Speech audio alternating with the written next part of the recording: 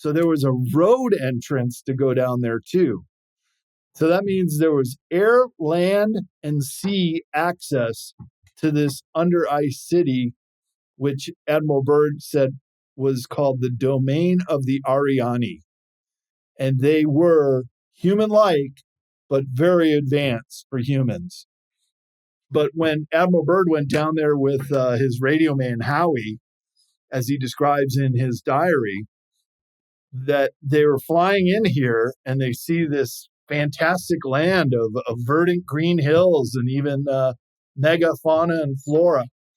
And finally, they lose control of the plane, but it's still flying. And then all of a sudden, two UFOs come wingtip to wingtip, which were described as Flugelrods, but there's no such word in the German language for Flugelrod. But that's what they described their UFOs. And they came over the wire and said, "Hello, Admiral Byrd," with a German accent, by the way, and Nazi insignia on the Flugelrod. The Codega is a guide and a storyteller, escorting you through the night, lighting the way, warding off thieves, ghosts, demons, and other oddities. Along the journey, his companions would often share with him the most curious of stories that he'd record in his Codex. Perhaps you just might find yourself traveling with the Codega and sharing one of yours. All right, everyone, welcome back to another episode of Codega's Codex of Curiosities. Tonight, I have probably the perfect guest that I'm looking for. You know, he's been to all 7 continents. He's a researcher of Antarctica. He's written some books, Esoteric Series, Secrets of Antarctica as well. He's gone out and investigated sacred sites. And he was a traveler, and he turned a truth hunter. He's also a hidden history researcher, which is, again, like I said, everything I look for in a guest. So, Brad, welcome to Codega's Codex of Curiosities.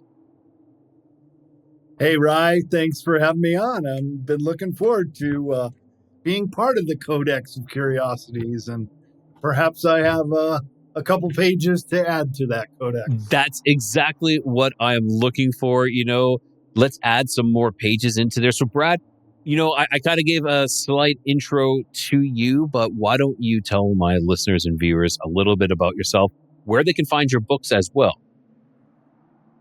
Yeah, sure. Well, my name is Brad Olsen, and that's one of my websites, the way it's spelled, bradolsen.com. And that's where my conference schedule is. I speak at a dozen or so big conferences around the country and around the world.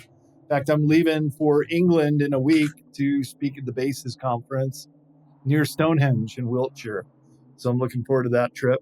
And CCC Publishing is where you can find all my books. Secrets of Antarctica is on there now. It's out a little early before even Amazon ships in a month. And other authors that I publish at CCC Publishing.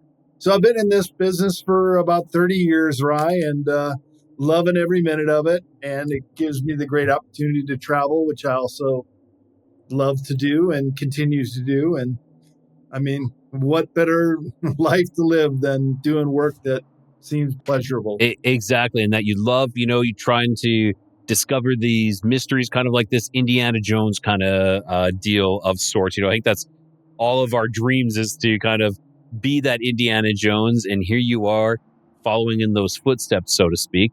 Now, Brad, what got you started? What got you questioning? Let's start from there. Like, where and why did you embark on this journey? Well, I grew up in the Chicago area, and let's just say it's really flat out around Illinois, the Great Lakes area. And my dad was a big skier, so he would take us to Colorado and then other places, and got to see mountains and other states early on. And that really sparked my travel curiosity. And so as soon as I finished college from Illinois State University, I self-financed all my trips. But the first one was to Europe, where I backpacked around and thought I was so cool 3 months out of the country. And then I meet Australian, New Zealanders. They're like, 3 months, mate. We've been on the road for 3 years. So what? So, well, we just work our way around the world. So I took that to heart. I had to come back because I ran out of money. I ended up getting back to Chicago with $5 to my name.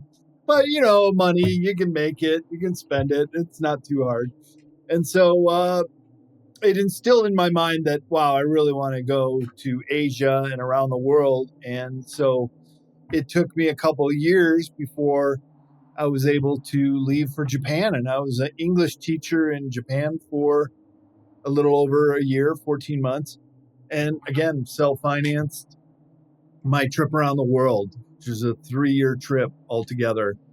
And boy, I'll tell you, Rye, that to me was the best learning experience a young man could ever have. And in fact, it was the basis for my first book called World Stompers, a Global Travel Manifesto, which is still available for sale. And occasionally I'll get a email or letter from someone saying they read the book and they did a trip around the world themselves and it changed their lives. So I just took that to heart and started my publishing company in 1995 and took on other authors and kept doing my own books. And then, something happened around the year 2000 with the advent of the internet. And that is because I was in travel writing initially. Most of my books in the Sacred Places series you mentioned are travel guides. Something happened, and that is with the internet being able to give you any kind of information on anywhere in the world, you didn't really need a travel guide anymore.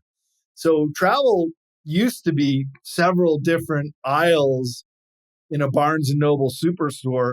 If it's even one aisle these days, I'm surprised.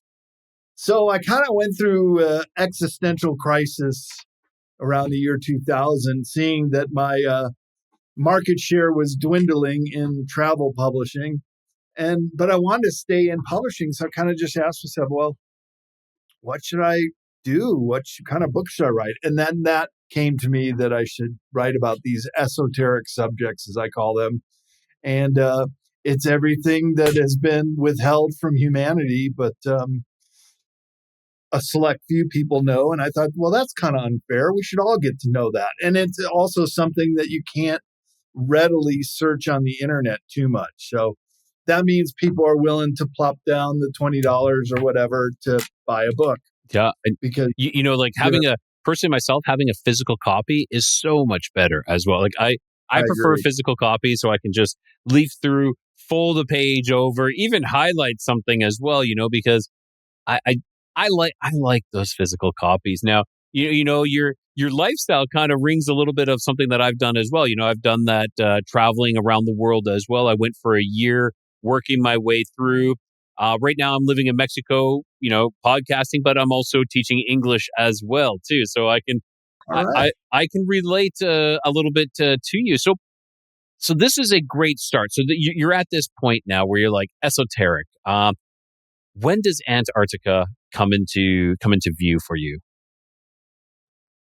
Well, I wrote about different aspects of Antarctica in the Esoteric Series, but not a full book. And then so about 8 years ago, I was living in a rent controlled apartment in San Francisco, running my publishing business. Had a girlfriend and a lot of friends there still, but the building sold, and a new owner wanted my unit, and there's little you can do. It's for an owner move in. So I got evicted, but they gave me a pretty nice settlement. And so when life gives you lemon, well, make lemonade. And so then I thought, I haven't been to South America or uh, Antarctica, and why don't I give that a shot? And so 7 years ago exactly, then I had a new girlfriend, and she and I went together, and I bought a vehicle in Santiago, Chile, put a couple thousand miles on it in 5 different countries, but eventually drove all the way down to Ushuaia, Argentina. And that's where we both got passage on a sailboat to go to Antarctica. Okay, that's kind of interesting. A badass way to go, because most people will take a cruise ship, or you can even fly over and then get on a cruise ship. But we crossed that Drake Passage, which was I wow, heard that it's pretty was wild. Yes. tumultuous. Yeah, it was very wild. I think I lost 25 pounds on that trip from being seasick so much and couldn't Yep. hold any food down. All right. So so you jumped on a sailboat. Yep. That's quite the adventure, so the sailboat took you to Antarctica? Like, tell me about that. That is fascinating. Like the trip itself. How long did that take? And was there anything, did it just pique your interest? Like, I need to know more, or did you see something along that trip?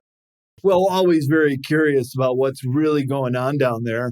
And as far as I know, I'm the only researcher in this field that self-financed a trip to go down there to look into these bigger mysteries. And so even before we left, at the yacht club for New Year's Eve party, I started asking my questions to all the captains, and there were several captains that had made multiple trips down there.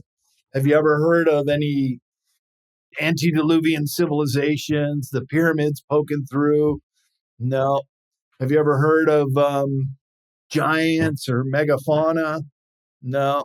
Have you heard of the three big ships that are supposed to be down there? The Nina Pinta or Santa Maria that got the nickname from our NSA in the 1970s.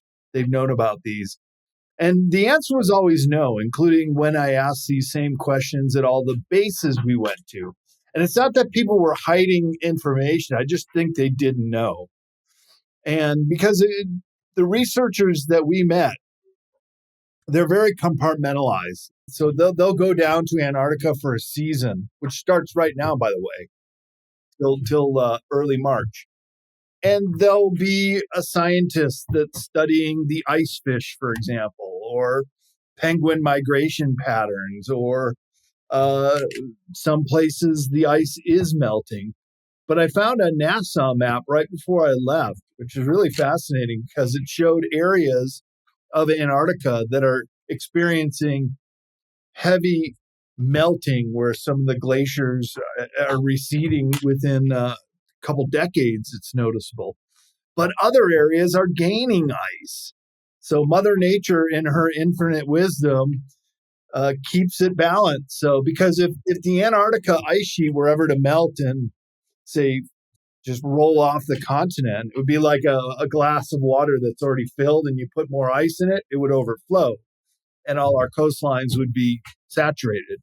But it hasn't happened that way. So some areas continue to grow in ice. They keep sounding the alarm, like, "Oh, this is going to happen. This is going to happen," and it hasn't. Yeah, and I've read about this, that the ice has been gaining an immense amount of mass here as of late.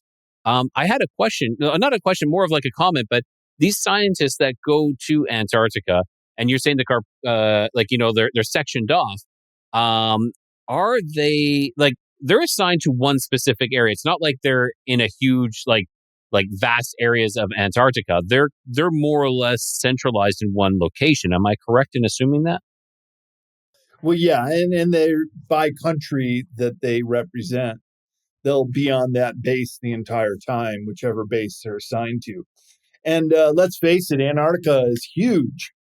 I mean, Not many people know how big it really is. That's it's the fifth largest continent in the world, so you could fit two Australias in Antarctica. You could fit the lower 48 states and Alaska in Antarctica. So it's ginormous, and the distances are vast. So to say, oh, did you go to check out the pyramid in the Shackleton Range? Well, yeah, that was about 1,000 miles from where I was. And so, no, it wasn't available. But just I around the do corner. know Yeah, that there are just travel companies that go there that will take you there. And so I might make a return visit someday. okay.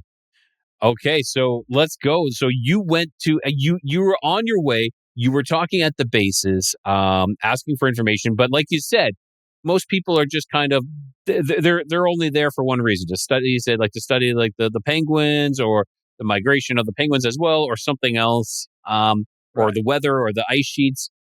But you came for another reason. Well, I came thinking maybe we'll get lucky and make one of these discoveries.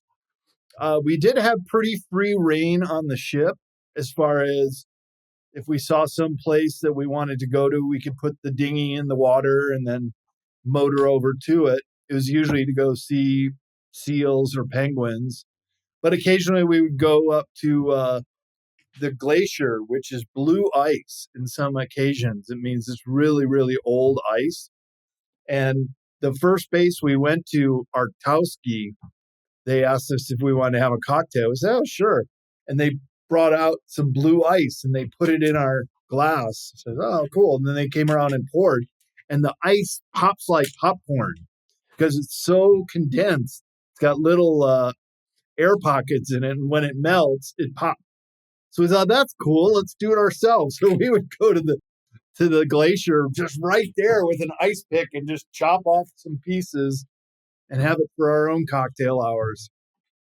So it was kind of those little things that you do that you didn't expect that made that trip really memorable.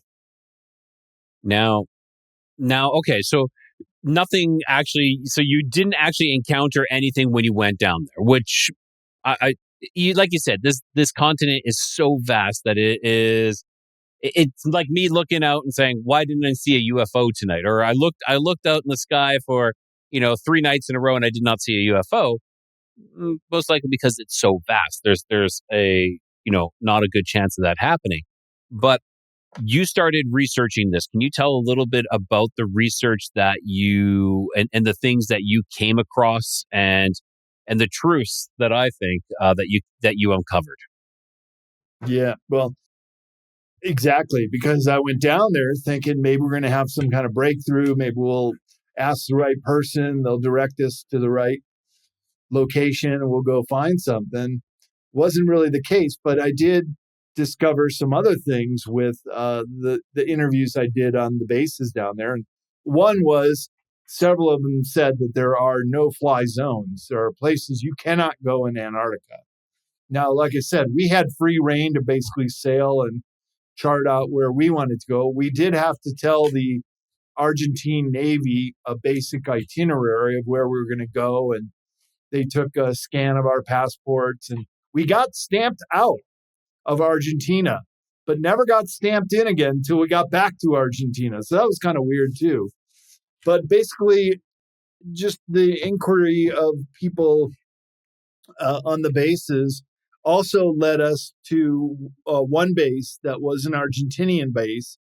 And they at first didn't want to tell us because I asked them, was there anything paranormal that you could talk about? And the one person who didn't want to tell us, she leaves, and then the other guy's still there. I go, come on, you got to tell. And he says that another one of the Argentinian bases called Belgrano 2 had a UFO flyover a few weeks before I was talking to him. No So that way. was kind of cool. Yeah, And the definitely. fact that they were reluctant to tell sort of authenticates that testimony a little more. Yeah, it definitely does. So there was that. Um, but now I'm curious though as to your research now and your findings. I'd love to dive into that because what are, like, I know subterranean, possibly antediluvian, Neuschwabenland. Where do we start? Where do we start with this? Yeah, you got a good understanding already, Rye. And that's basically where I started too. In fact, I started writing my first conference presentation called The Secrets of Antarctica, The Hidden Anomalies of Antarctica. The book is Secrets of Antarctica, but they kind of merged into one with the same research that I just parlayed over into the book. But I've been giving that talk now on the conference circuit for 6 years, and it's been very well received. And it's kind of an overview of all the things I just said, and then Also some of the mysteries that are out there. And that's really what people like to hear about. One of which is the giant hole in the ice that's about 50 miles away from the geographic South Pole. And that's been a bone of contention with other researchers at time, just because maybe they don't know about it. But it was written about in Admiral Byrd's diary. So he was the very first pilot to fly to the South Pole. And from an aerial perspective, you'd be able to see the hole 50 miles away. And in fact, in my new book, I reprint the map showing that he flies into the no-fly zone, does a triangular motion exactly where the hole is presumed to be, and then comes back. So then during Operation High Jump, he's then flying back to the South Pole. Okay. And this time, sorry, Brad. So I have a question. So he went prior to Operation High Jump then? Correct. Okay. He went 5 times. Okay. To Antarctica. And yeah, so this would have been the very first trip. And back then, he had to get financiers to pay for his trip. And so even Edsel Ford, the son of Henry Ford, donated the plane that he flew over to the South Pole on. And that was a big success. When he came back, there were ticker tape parades for him. And he was still in the Navy and was moving up the ranks. So by the time World War II had concluded, the Navy then financed Operation High Jump, as well as his 5th and final trip, which is called Operation Deep Freeze. And that's when it starts getting really interesting, because first Operation High Jump was supposed to be 6 to 8 months, and it called off after 2 months, right in the middle of the Antarctic summer, when it would have been the best time for what they said they were going down there was for training the troops and testing equipment. It's like, yeah, you could have gone to Alaska or Greenland for that at a fraction of the cost. And so then they got turned away, or they left quite abruptly in February 1947. And on the way back, Admiral Byrd gave an interview with El Mercurio newspaper. And of course, I recount this in the book, Secrets of Antarctica, where he says that we would be confronted with a new enemy that has the ability to fly pole to pole at incredible speeds. Well, Rye, last I checked, we still don't even have a plane that can fly pole to pole at incredible speeds. So what is he talking about in 1947? And that's on the cover of my book, is the Battle of High Jump, where these UFO-type crafts came up out of the water, out of holes in the ice, confronted the Armada, and could have easily taken out all the ships, but just took out one, and then all the planes that were trying to attack it, just to send a message that, hey, don't mess with us down here in Antarctica. And then it was most likely the Antarctica Germans. So they had sent quite a bit of material and personnel during the war. And basically, the high command in the Third Reich knew it was over as far as the European theater in 1943. So they had 2 years to get out all their best technology, all their best scientists, and start up several colonies in Antarctica. It wasn't just Base 211, but it was the New Berlin base and also the Thule colony. So I know of at least 3 different areas where they were setting up large populated areas and have U-boat maps under the ice how to navigate to these locations. And so this is one of the big breakthroughs in the new book, Secrets of Antarctica. I bring the receipts here. I reprint these maps where that came out of the Soviet Union after it collapsed. So remember, at the end of World War II, it was the Russians that were the first to get to Berlin and many of the other Eastern German locations where they collected all this information. And of course, the KGB sat on it. They did a bunch of their own research and went down there as well with submarines to try to retrace the steps. And that's a whole story of how they got repelled. But basically, this stuff went on the black market after the fall of the Soviet Union. So in the early 1990s, you could show up in Moscow with a suitcase full of hard currency, and there would be people that would run up to the KGB headquarters and say, "What do you want? What do you want me to get you for?" And that's where some of the best alien autopsy videos and UFO crash scenes are all on the internet now.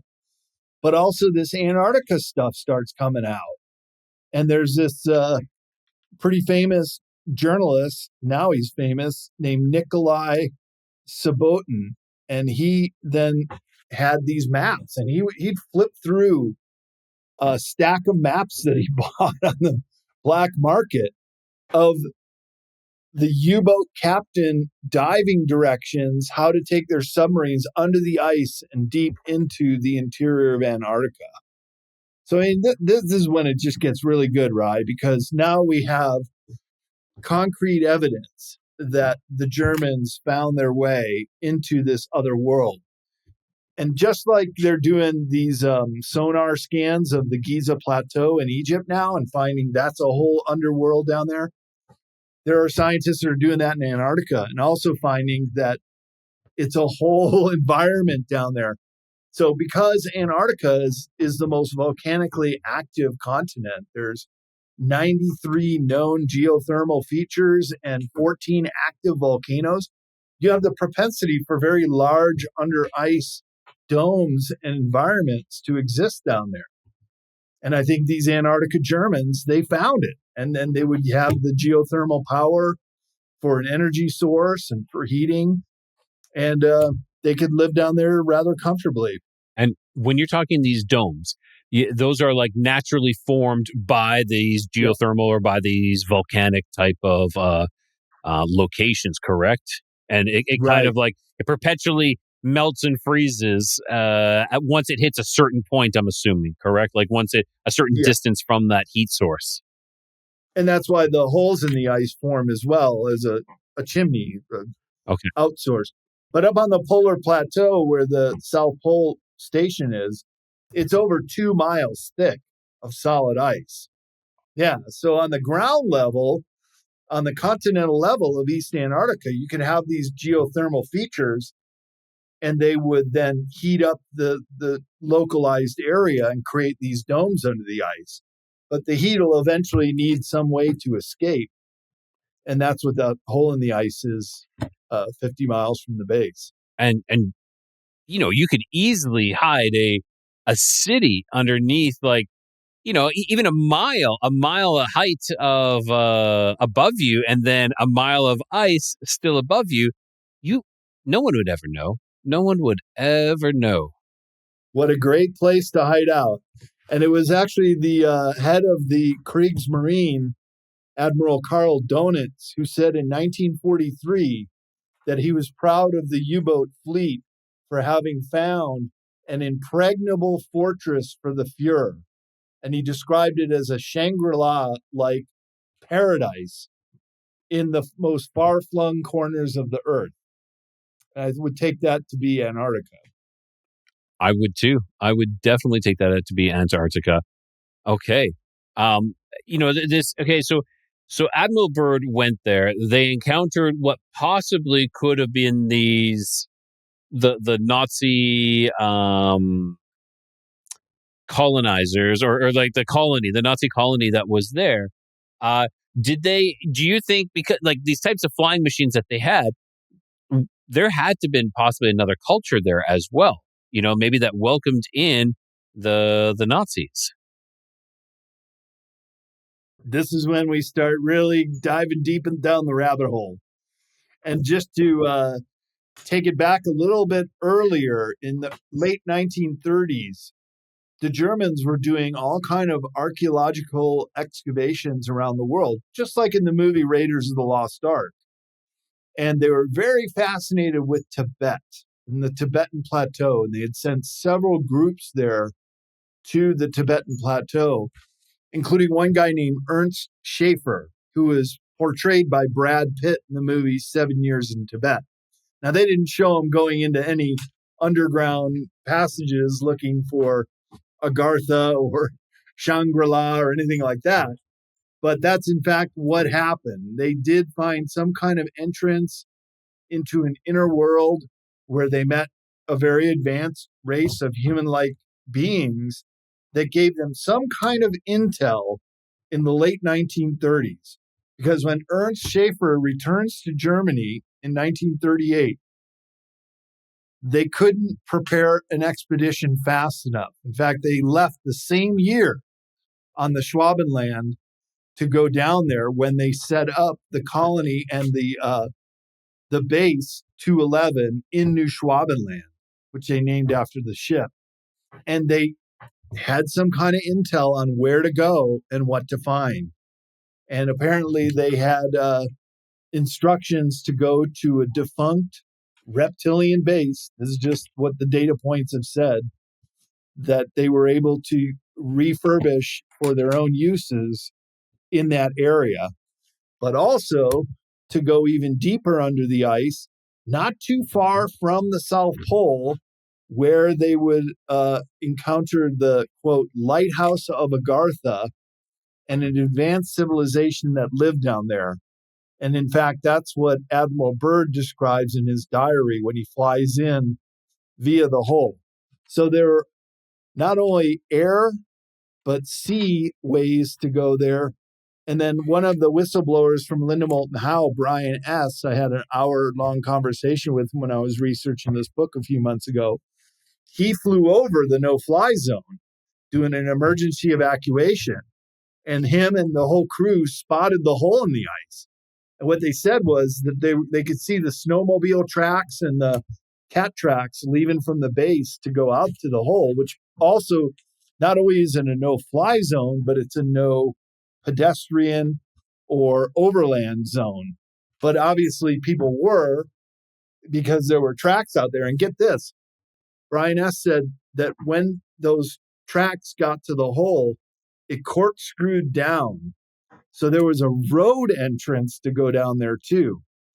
So that means there was air, land, and sea access to this under ice city, which Admiral Byrd said was called the domain of the Ariani.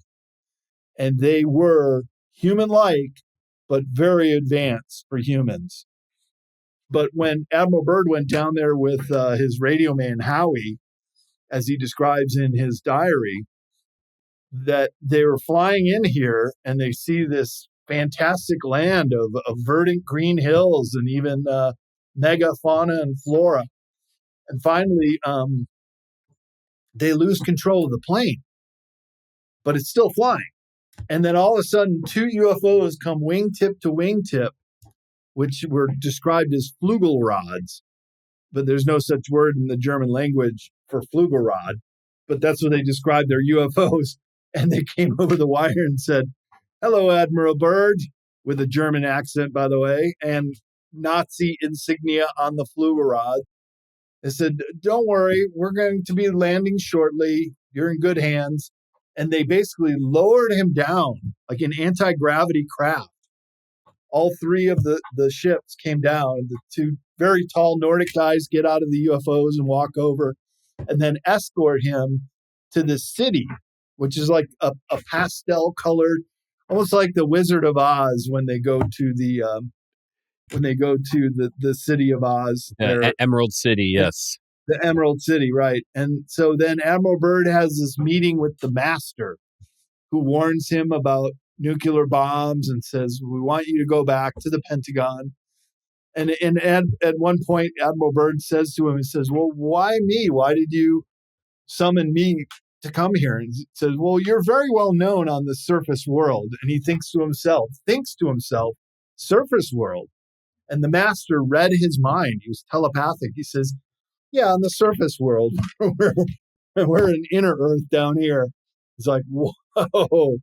And Admiral Byrd would, of course, after High Jump, they read him the riot act for giving that interview with El Mercurio, saying there would be pole-to-pole flights. But he was given a gag order for the rest of his life, but he couldn't help himself. And he kept putting out these little clues here and there. And he would say that he's seen the land beyond the pole. Well, that really doesn't make any sense on the polar plateau, it's just a flat polar plain for hundreds of miles in all directions.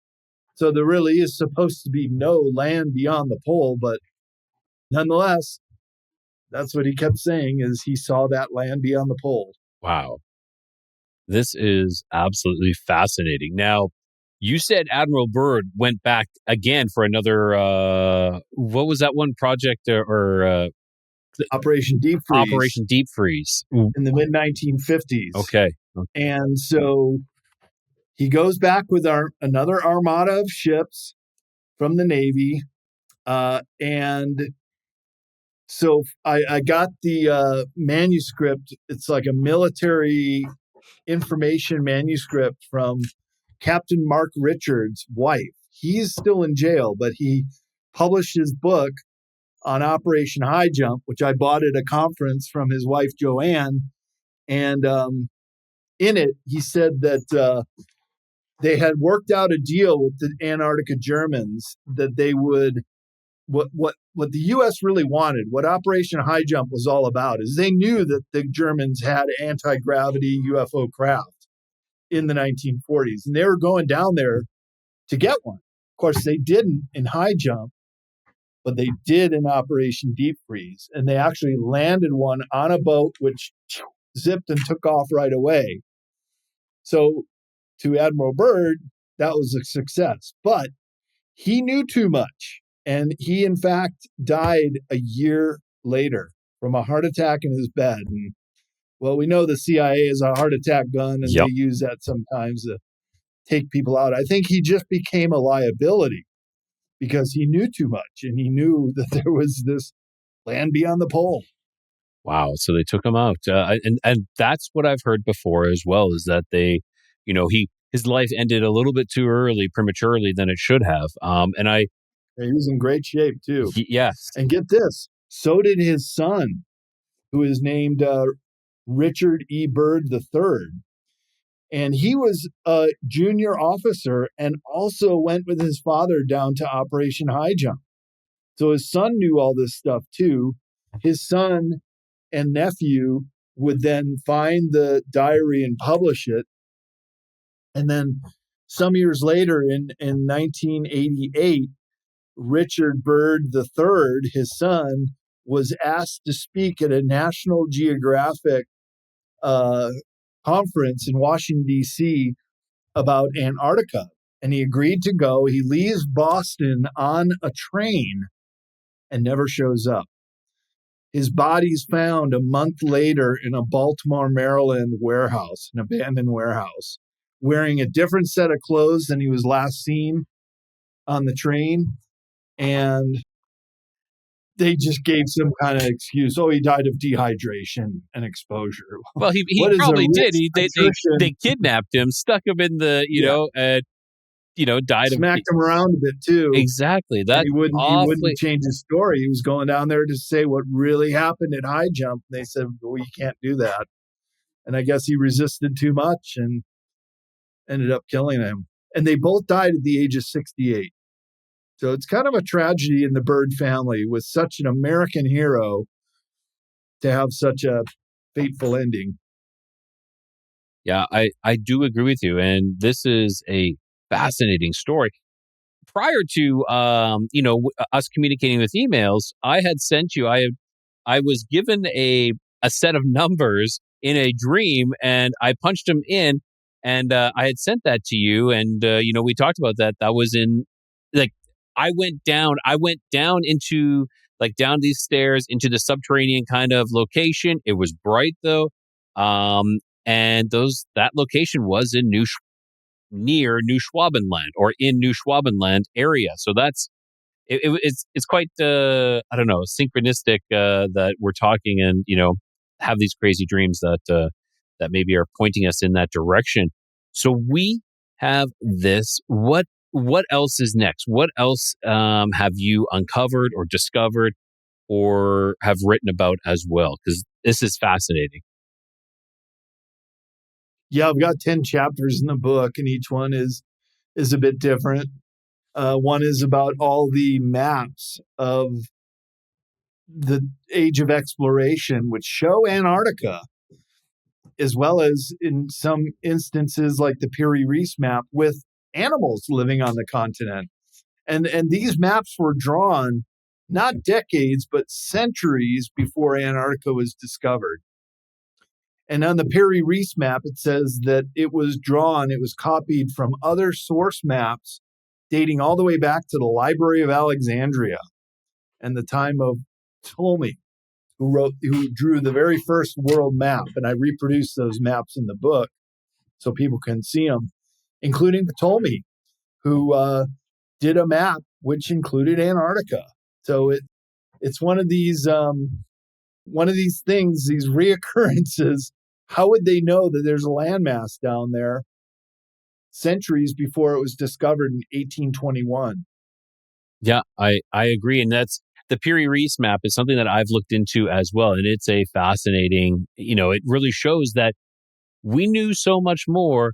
And then we had I know they say we had the Dark Ages in the medieval ages, with the Dark Ages, but I think we've had multiple Dark Ages where information was either wiped from us, stolen from us, or hidden from us. And this seems to be part of it as well, because we knew a lot. We had a much greater knowledge of the oceans and what was in there, and now it's just gone. It's disappeared. It's pulling from our history books. Yep.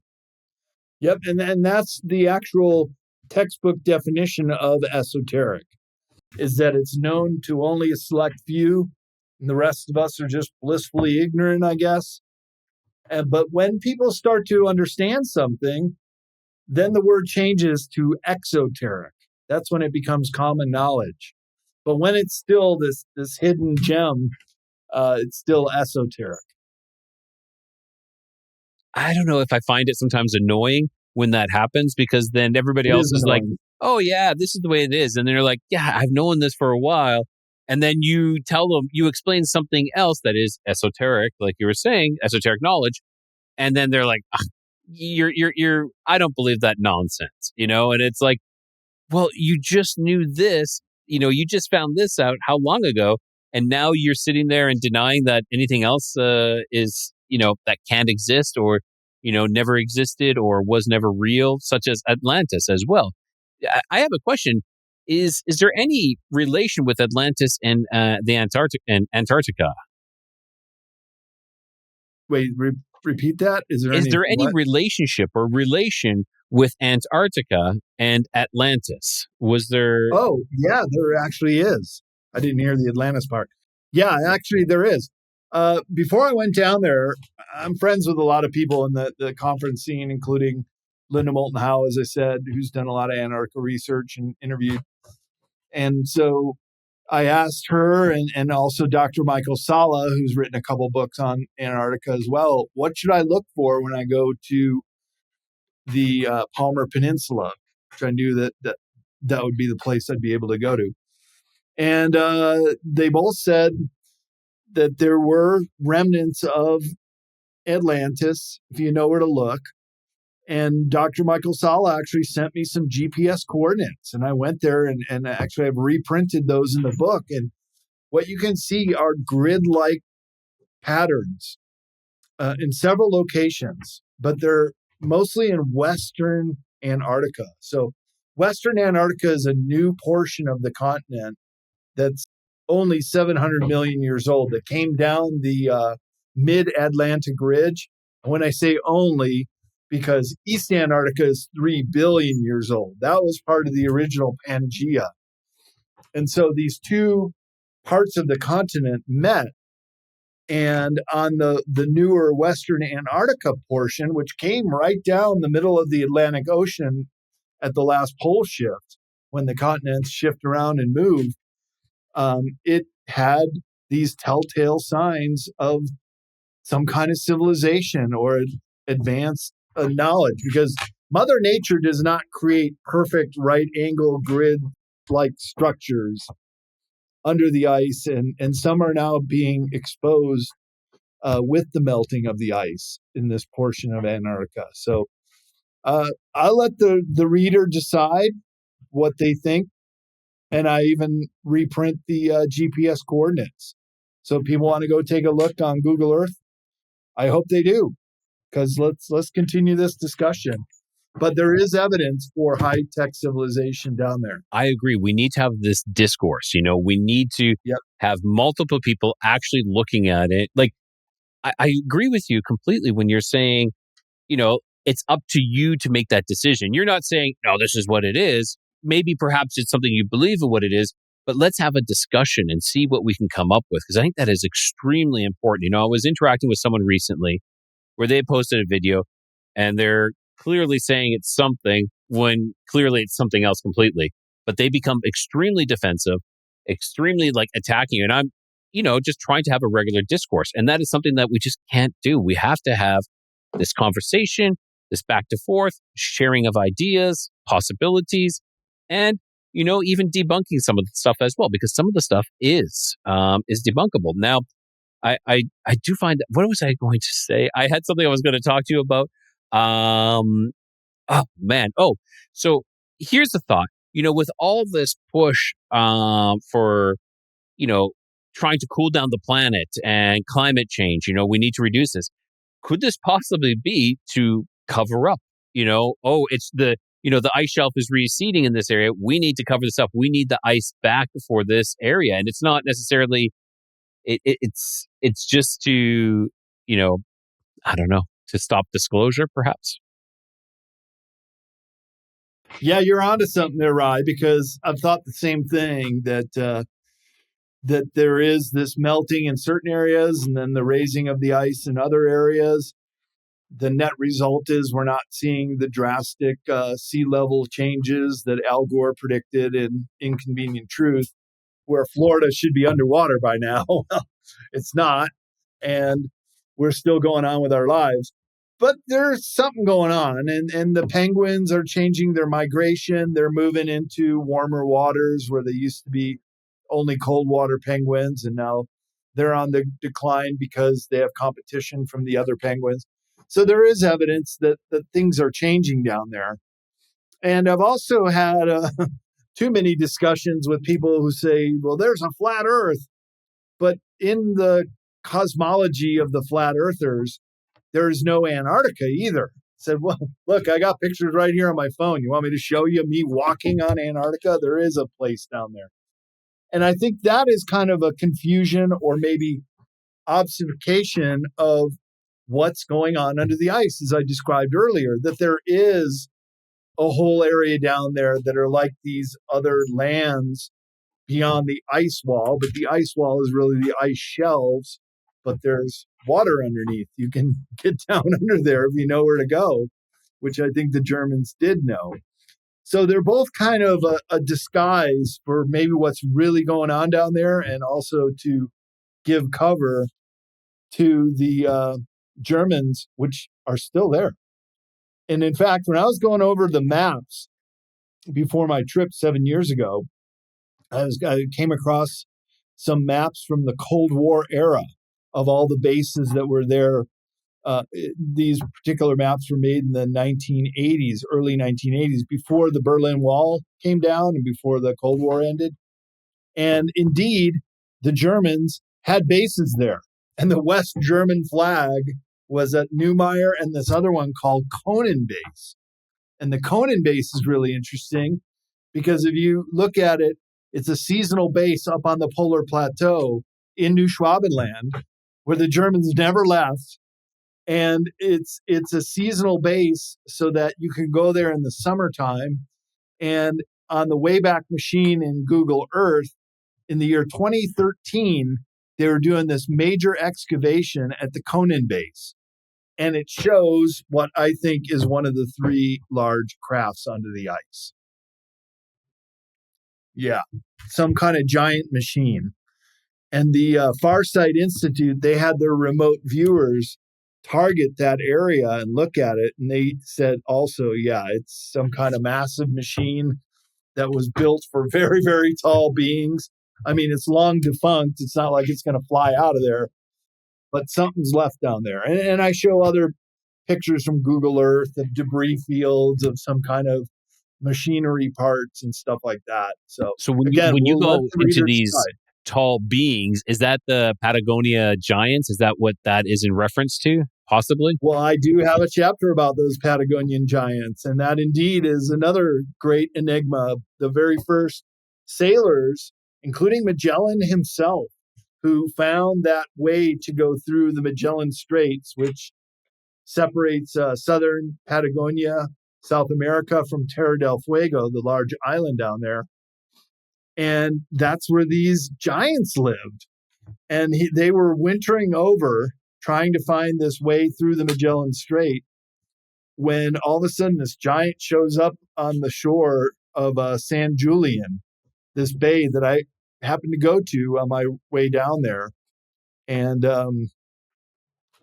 they write about it in the diary of Magellan's journey, that the Spaniards would only their shoulders would only come up to the giant's waist. This guy was like 8 or 9 feet tall. He was huge. And then on all these other old maps, you see also representation drawings of these giants. And in some of those maps, they even call it the region of the giants. So that's really interesting too, because there was a book called The Smoky God, where a Norwegian father and son, this is a book in the 19th century that was written as a nonfiction account of finding the hole in the ice or hole in the Arctic Ocean that they went through. They went down into it and they sailed for like a year and a half through the inner Earth. This is according to their story, and eventually popped up in the South Pole, and then eventually sailed back on the surface of the planet. But while they were down there, they saw these giant race of very human-like people. And in that book, and I excerpt it, they say that some of these giants would occasionally come out that hole in South America or other exit points, and they'd find their way to South America. And that's kind of the remnant of some of these giants from inner Earth. So fascinating, and when you're talking about the Magellan, I've heard something like that before. Can you go into a little bit more detail with it? Like, did they have a meeting with these giants, and did they not like stick with them for a little bit or stay there for a little bit of time? Yeah, they did. So Magellan left Europe with 5 ships. And their objective was to sail around the world, which eventually they did in one ship, although Magellan himself was killed on Mactan Island in the Philippines. But when they still had 5 ships, they were in the Bay of San Julian, and 2 of the ships mutinied. And they said, we don't want to do this trip. We're sailing back to Spain. And they did. So Magellan, with 3 ships, then proceeds to find the passage through the Magellan Straits, is what it's still named to this day. And it was a very treacherous journey. They were just amazed that they made it through. And when they did make it through, they got to the Pacific Ocean, and the word in Spanish for calm seas is Pacific. And that's how it got the name, although it's nothing always mellow. But they made their way through. They did lose 1 ship in Patagonia, and then they lost another ship in the Philippines, just due to storms and getting beached on the shore. And then whatever survivors got onto the other ships. But the now Victoria, the one ship, the lead ship, did make it back. And hundreds of men left in those 5 ships. 3.5 years later, the one ship made it back with 14 or 16 people. That's all that survived. I mean, it's really one of the greatest exploration stories in the world. That is, and the perseverance of that crew as well. Like, we're making it home come hell or high water, and they did, and eventually they did with 1 ship. I know we're getting a little closer to the end. I don't want to keep you much longer, but I do want to touch on the black goo, and I know that is something that you've written about as well in the book. Well, I put it in Secrets of Antarctica book only because the island where it was being stored as repository is one of the pan-Antarctic islands, pretty much due south of the Falkland Islands. There's a chain of islands called the South Sandwich Island, and it's called Southern Thule Island, which is the southernmost island in that chain. And in fact, there was a split of the attack force during the Falkland Wars. Remember that in 1982? I remember it in grade school, and like every day we kind of see where the British ships are, knowing that there's going to be some war down in the Falklands. Well, I reprint a map from Wikipedia, which shows that they broke off into two. Well, what is the two? Well, they went to capture the South Sandwich Islands. It's like, there's really nothing down there. What do they got to send a whole task force for? Well, in fact, it was called Operation Keyhole, which is a very top secret mission of the British. So after they win in the Falklands, which, by the way, there were a whole bunch of German colonies there too after World War II. So part of the Falkland Wars was to dislodge whatever German redoubts were still down there, but also to capture South Thule Island, where this black goo was being stored and studied.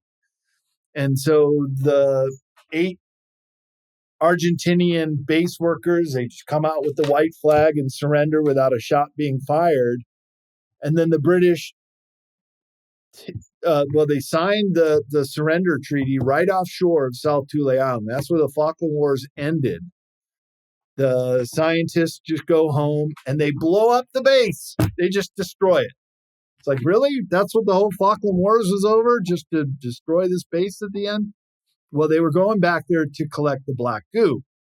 And this conference that I'm going to in a week in the UK is put on by Miles Johnston, and he does the Basis Project. And he has had several speakers from David Griffin to Harold Kotzvella, who speaks about the black goo. I spoke to Harold one time on an interview, and Miles knows a lot about it too. And I reprint one of our conversations in the book where he knew some Royal Navy sailors who were they sent another ship back to go collect the black goo, and they had to put it in these vats. And there was this kind of zipper that connected them all. And what they wanted it for is because when it's ingested, it can give a living organism kind of like super soldier abilities. You can withstand pressure in a submarine better, and you get some kind of strength from it too. And so the British wanted to backward engineer this black goo. They took it back and gave it to Marconi Laboratories, and in there it got loose, and many of those scientists died under very mysterious circumstances.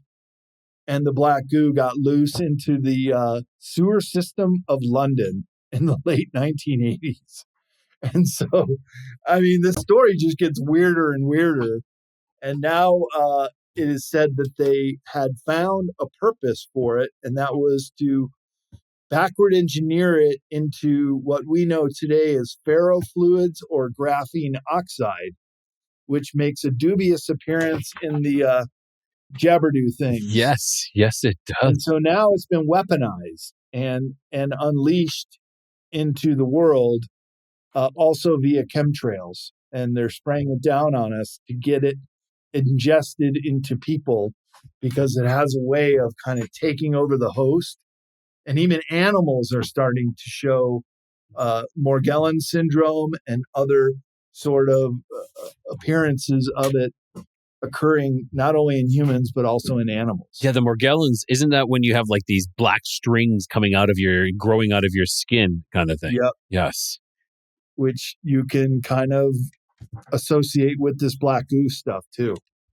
So there is a connection there. Do you know the origin of this black goo? Like, so where do you know where it came from? And it's very reminiscent of Venom, of Marvel Venom. Yeah. For those who are making that connection, yes, I believe it is.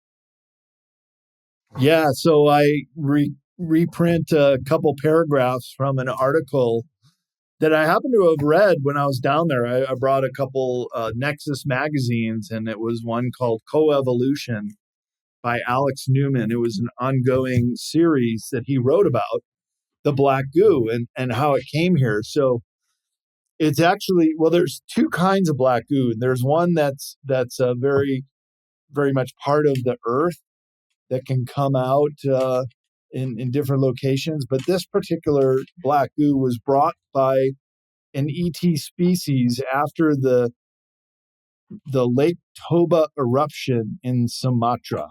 And I actually went there when I was backpacking around the world in 1993. Interesting. I saw Lake Toba. It's just fascinating. It's this huge caldera that sunk, and then another cone rose up in the middle. And what it did was it created so much ash in the world that we would describe as a nuclear winter. If there was a nuclear war, it would put so much ash up into the atmosphere, it would create a winter-like environment. And so the result was most of the humans couldn't survive. And so some decades later, the total amount of humans, and this is right after the Toba eruption, I think it's 71,000 years ago, you could fit all the humans on planet Earth into one of our large sports stadiums, like Texas Stadium. Every single human. That's all there was about 40,000 individuals. And so the benevolent ETs, or the watchers, whatever you want to call them, they saw that Earth could be very well taken over by another species. But Earth is supposed to be a human planet on the surface. So they brought the black goo here just as kind of a fail-safe if they needed to rapidly clone the human race to repopulate. And so it was left here in this frozen island because when it's frozen, it's inert. It cannot activate. Okay. And so these Argentinian scientists were doing these studies with it, but they knew that it was brought here, and it was called the blue ETs. I'm not sure what they look like, but that's what Alec Newman wrote about in this Coevolution article. And that when the Brits came in, that they weren't doing anyone a favor by destroying the base and taking this black goo back. And they've clearly paid the price for messing with something they shouldn't have. It definitely sounds that way. Wow, Brad, it seems like we have so much more. Like we just started to unpack all this, and I know we're getting close to the time that you have to head out. But is there anything else that you would like to go over before we call this a night? Gosh, Rye, I think we should probably just schedule another conversation because we've just kind of scratched the surface here. But that's exactly it. Like we've kind of touched on all the basic topics. I would love to go so much deeper with Admiral Byrd, Operation High Jump and Deep Freeze. You said, was it Deep Freeze or? Yeah, the last one. I just sent you the ebook. I know it was only a couple hours to review it, but you could take a little more time with it. Definitely. And develop some more questions, and we could go a lot deeper on this too. I would love that. I think you're very well versed on this topic, and I like how you approach it as well. You're approaching it with like a scientific way as well. Providing all these material, providing all these maps, providing all this information.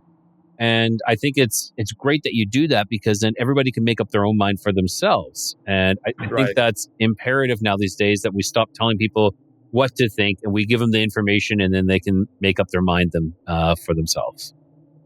Exactly. Well, Brad, I want to say thank you so much for spending the time here and reaching out to me as well. This has been great. Would you like to once more let everybody know where they can find you and pick up your books as well? Because like you said, your Secrets of Antarctica is out already on your website, not on Amazon yet. Correct. Yeah, it's announced as a January 1st release date, so Amazon won't send out all the pre-orders until then. But I have the advanced review copies on the website, so I'm able to send out physical hard copies or the ebooks available both on Kindle and an audiobook version on Amazon website as well. So just look up my name, Brad Olsen, Secrets of Antarctica, or go to CCC Publishing, and there is also the ebook available and the physical book, as well as all the authors and all the rest of my books on cccpublishing.com. And if you go to bradolsen.com, that's where my conference schedule is at. And I've already got another half a dozen conferences for 2026 coming up. Oh, awesome, Brad. I'm looking forward to our conversation here coming up, maybe sometime in February around then after your book is released, and then we can have you back and we can go through it again. I know this episode is going to be coming out late December, so it'll still be before Christmas, hopefully just before Christmas. And if anybody wants to buy this book as a gift for someone, I think it is a great gift for anybody who's into the esoteric and who's interested in any type of mysteries in general. And all the other esoteric guides that I've written too has got chock full of tons of stuff, and we could draw from some of those books too in the next interview. I am all for it. So, Brad, again, thank you so much. I really appreciate this. My absolute pleasure, Rye. It was great talking to you, and I love your curiosity and adding a couple pages to the Codex of Curiosities. Exactly. A couple more pages. It just seems to getting bigger and bigger. More questions, less. It's whenever we seem to get an answer, we get 10 more questions to add to it. So it's a never ending thing. And thank you again. You bet. Thank you. All right, everyone. That was Brad Olsen. Really interesting, really fascinating. We touched on all the topics that everybody is interested in about Antarctica. Neuschwabenland, the giants, UFOs, extraterrestrials. What else did we hit in there? The black goo, even as well. We didn't go into too much about some structures. I know we just kind of like maybe just a sliver of it, but like the pyramids, there's pyramids down there as well. So there is so much information that we will dive into further next time. And again, if you really enjoyed Brad, go check out his website, buy a couple of his books and support the work that he is doing. Greatly appreciated. All right, everyone. And so until next time, keep your curiosity wandering, keep the light lit, and always find your way home.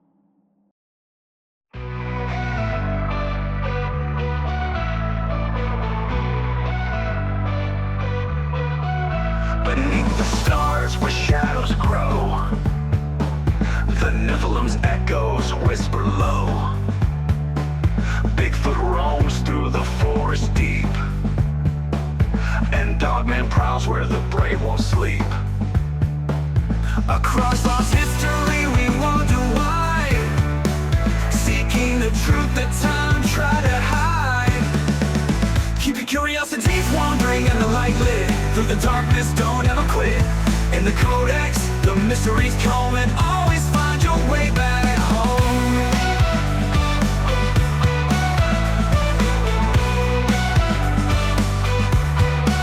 UFOs streak through the velvet skies, aliens watch with unblinking eyes.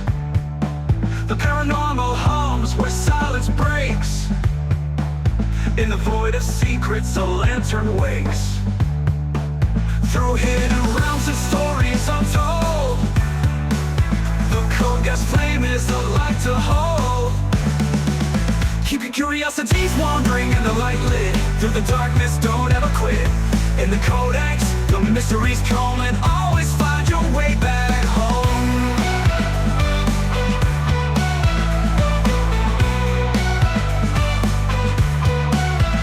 UFOs streak through the velvet skies, aliens watch with unblinking eyes. The paranormal hums where silence breaks, in the void of secrets a lantern wakes. Through hidden realms and stories untold, the Codex flame is a light to hold.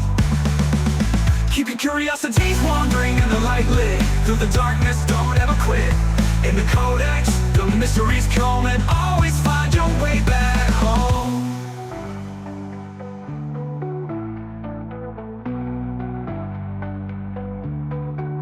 Legends rise from the Earth's deep core, a lost legacy we can't ignore. With every step, the veil grows thin, revealing worlds where the strange begins. Keep your curiosities wandering and the light lit. Through the darkness, don't ever quit. In the Codex, the mysteries come and always find your way back home. Giants, cryptids that